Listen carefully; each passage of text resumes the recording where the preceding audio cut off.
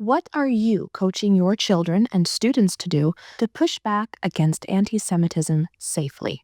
Anti-Semitism makes me feel very just unwanted. Anti-Semitism makes me feel really angry and sad because everyone deserves rights and there's no point in taking them away or being rude or mean to them because of how their religious views are. I have 2 boys of my own that are 18 and 21.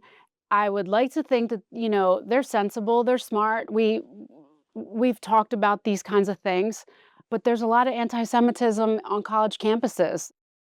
Jewish children, tweens, and teens are suffering. Today, we talk about anti-Semitism and lots of other bias, but all of our kids actually in the country are suffering from memes and stereotypes and bias. But we send our kids to college unprepared.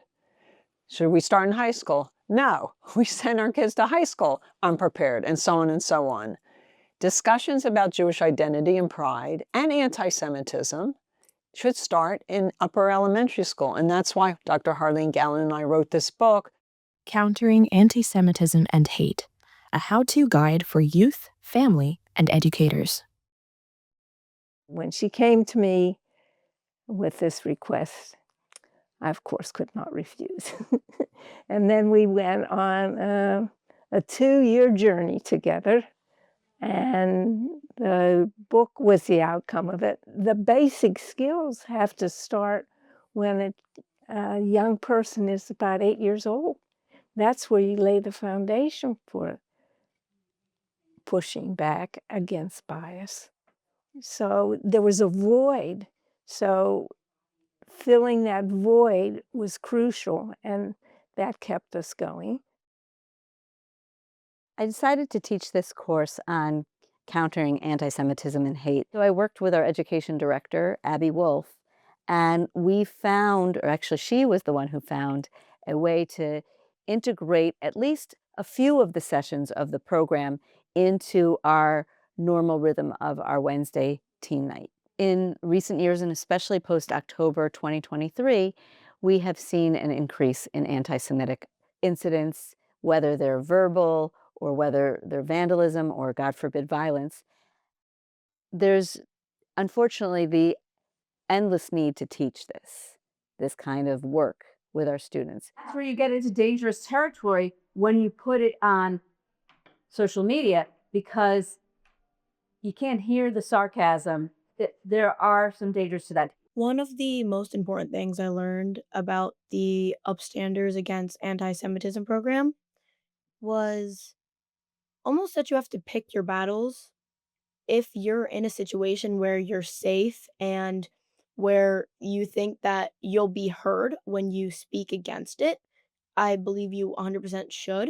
But if you're in a situation where it will just escalate the situation and make things worse for you and put you in danger of some sort, you shouldn't put yourself in that position. The most important thing I learned from the Upstanders program is how to deal with anti-Semitism. And even though most of my friends experience it, I can teach them.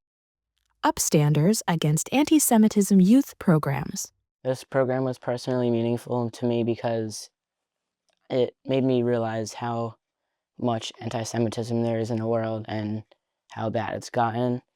It also helped me see the bright side that it can be countered pretty easily if you know how to do it.